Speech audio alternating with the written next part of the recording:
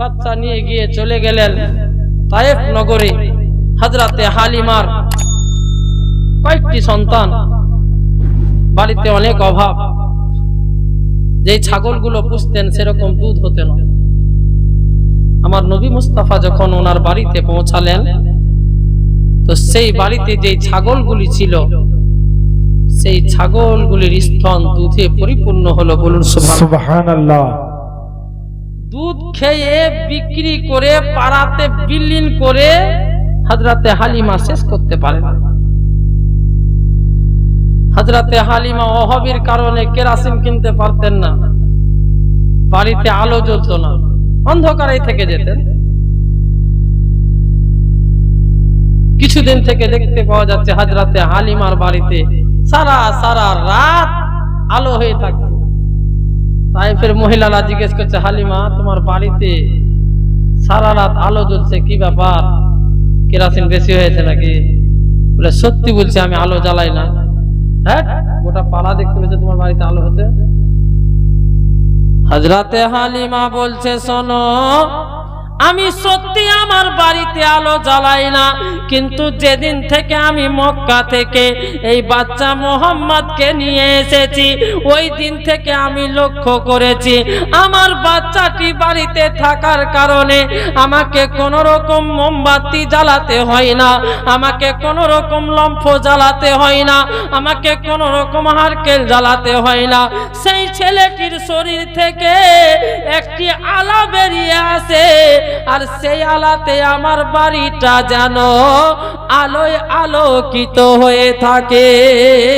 সুবহানাল্লাহ। নারে তাকবীর, নারে তাকবীর, নারে রিসালাত, মসলা কে আলা হযরত, মসলা কে আলা হযরত, নারে তাকবীর, নারে রিসালাত। এ মুসলমান বাপজি ভাইরা, হযরতে হালিমা সাদিয়া রাদিয়াল্লাহু তাআলা আনহার বাড়িটা আলোয় আলোকিত হয়ে থাকে। মুআজ্জাজ সামাইনে کرام বেরাদার, হযরতে হালিমা যেখানে যায় আমার নবী মুস্তাফাকে নিয়ে যায়। হযরতে হালিমা নিজের সন্তানকে রেখে যায়, কিন্তু আমার নবী মুস্তাফাকে নিয়ে যায়। বাচ্চাটি এত সুন্দর, কে জানে মনে হয় কেউ হিংসা করে আক্রমণ করতে পারে, বাচ্চাটিকে কোথাও ছেড়ে যায় না বাপ। কিন্তু মুআজ্জাজ সামাইনে کرام বেরাদার, এই বাচ্চাকে একদিন বেরাদার ওনার মেয়েরা নিয়ে গেছিলেন ছাগল চড়াতে বেরাদার। আর বেরাদার ওই বাচ্চাটিকে রোজ রোজ ওনারা নিয়ে যেতেন, কিন্তু হযরতে হালিমা দিতে চাইতেন না। আমার বাচ্চাকে নিয়ে যেও না, যদি এই বাচ্চার কিছু হয়ে যায় গো, আমি হালিমা আমিনাকে জবাব দিতে পারবো না। মুআজ্জাজ সামাইনে کرام বেরাদার, কিন্তু তাহার মেয়েরা বাচ্চাটিকে এত আদর আপ্যায়ন যত্ন করত, এত মহব্বত ভালোবাসতো গো, বাচ্চাটিকে রোজ নিয়ে যেতে চাইতো। আমরা নিয়ে যাব, খেলা করব, আমাদের সঙ্গে থাকবে, আমাদেরকে ভালো লাগবে। মুআজ্জাজ সামাইনে کرام ভাবে প্রতিদিন নিয়ে যেত, কিন্তু একদিন যেতে যেতে আমার নবী মুস্তাফাকে একদিন নিয়ে যাওয়া হয়নি, কোনো কারণবশত নিয়ে যাননি। আর না নিয়ে যাওয়ার কারণে সেদিন একটি ঘটনা ঘটে গেল। কি জানেন বাপ, যেদিন ওই আমার নবী মুস্তাফা জঙ্গলের দিকে যেতেন, জঙ্গলের বাঘেরা আমার নবী মুস্তাফাকে তাকিয়ে তাকিয়ে দেখতো, কিন্তু হালিমার মেয়েরা বুঝতে পারতো না। আজকে যখন হালিমার বেটিরা ওই জঙ্গলের ধারে ছাগল চড়াতে গেছে, যেন নবী মুস্তাফাকে জঙ্গলের বাঘেরা আজকে দেখতে পায় না। না দেখতে পেয়ে তারা যেন বাঘেদের সর্দারের কাছে গেল, ওগো আমাদের মনিব, ওগো আমাদের সর্দার, আজকে মুহাম্মদকে মাঠে কেন আনা হয়নি? বলে আমি বলতে পারবো না, কে জানে মনে হয় আজকে লুকিয়ে দিয়েছে, আর বোধহয় মুহাম্মদকে আনা হবে না, আর মনে হয় মুহাম্মদকে আনবে না, আর মনে হয় আমরা জীবনে নবীকে দেখতে পাবো না। বাঘেদের সর্দার বলেছিল, শোনো শোনো, টেন্ডেন্সি করতে হবে, ছক তৈরি দেরি করতে হবে, আপনি আনবে। বলে কি করব বলেন? বলে ওই যে হালিমার মেয়েরা ছাগল চড়াতে এসেছে, ওই সমস্ত ছাগলগুলোর মধ্যে একটি ছাগলকে ধরে আমার দরবারে নিয়ে চলে এসো, ছাগলের যেন একটা লোম পর্যন্ত না উঠে। একবারে দিদারে দাও দয়ার নবী গো, আমারে পরাণে ভরে তোমায় দেখব। বাহ, সুবহানাল্লাহ, সুবহানাল্লাহ। একবারে দিদারে দাও মায়ার নবী গো, আমার নয়ন ভরে তোমায় দেখব।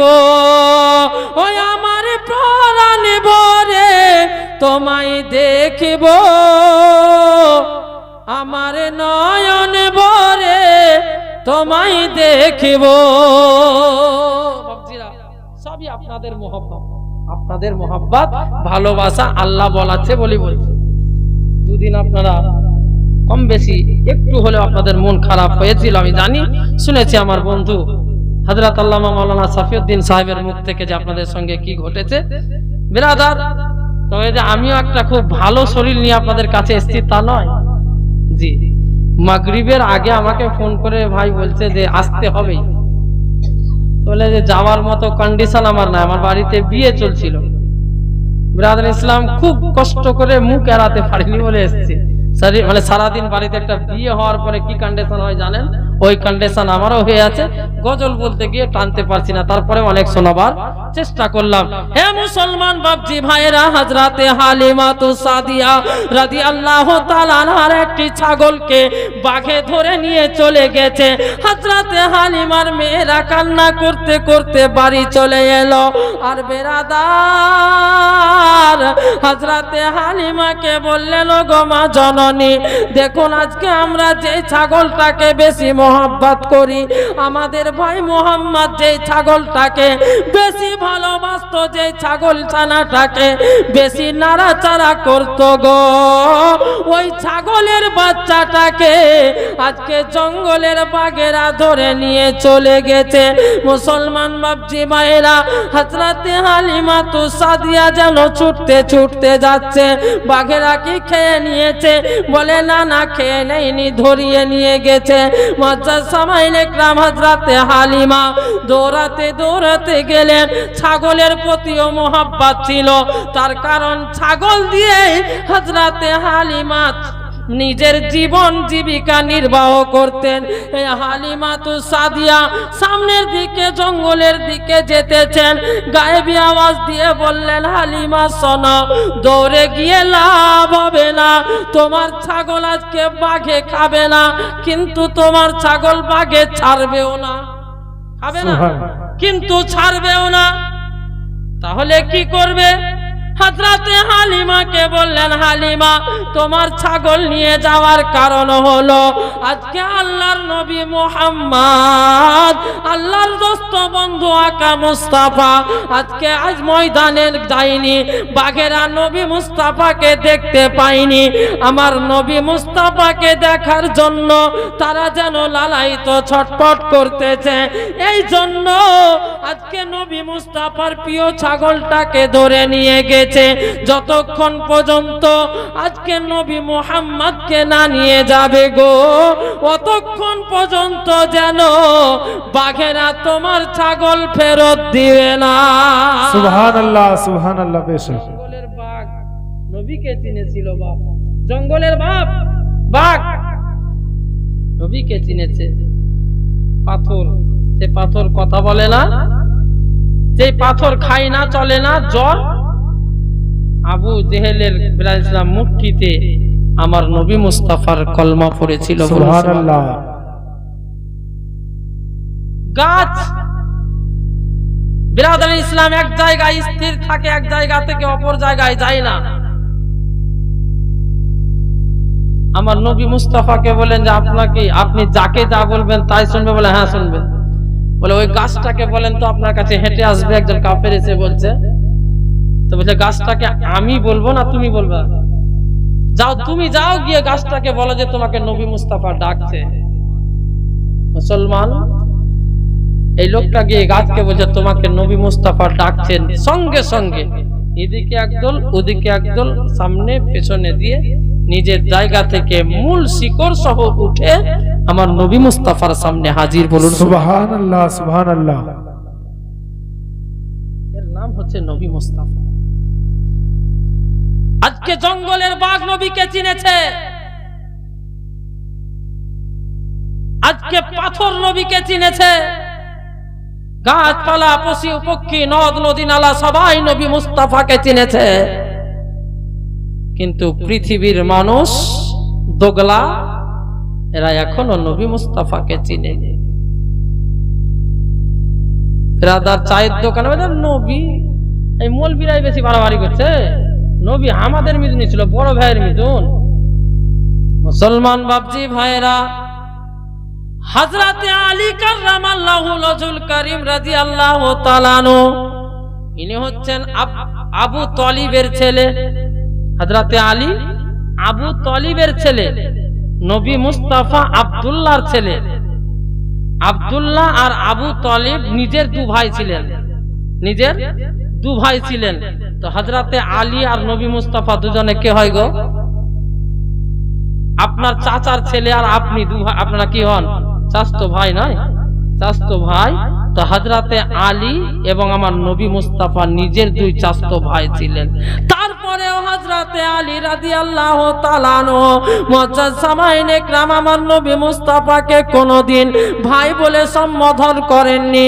যেখানে আমার নবী মুস্তাফা পাওয়ার দিয়েছিলেন, যখন নবী আমার মক্কা থেকে মদিনায় হিজরত করলেন, নবীর সঙ্গে যখন মদিনার বিরাদর ইসলাম মহরথীরা, মদিনার বিরাদর ইসলাম মানুষেরা, সাহাবীরা নবী মুস্তাফার সঙ্গে যখন মদিনায় গেছিলেন, বাপজিরা মদিনার মানুষের সঙ্গে সম্প্রীতির বন্ধন বেঁধে দিলেন। মক্কার মানুষের সঙ্গে মদিনার মানুষের ভাই ভাই সম্বর্ধন বেঁধে দিলেন। একজন মুসলমান অপরজন মুসলমানের ভাই, একজন অপরজনের সঙ্গে ভাই ভাইয়ের বন্ধনে মিলন করে দিলেন। কিন্তু নবী মুস্তাফা কাহুরির সঙ্গে ভাইয়ের সম্বোধন করেননি। শেষ পর্যন্ত আমার নবী মুস্তাফা নিজে বলেছিলেন, আলী তুমি জগতে আমার ভাই, আখিরাতেও আমার ভাই। বলুন সুবহানাল্লাহ। তারপরে ওই নবী মুস্তাফা, আমার নবী মুস্তাফাকে তারপরেও হযরতে আলী রাদিয়াল্লাহু তাআলা আনহু পাওয়ার পরেও কোনোদিন নিজের ভাই বলে ডাকেনি, দাদা বলে ডাকেনি।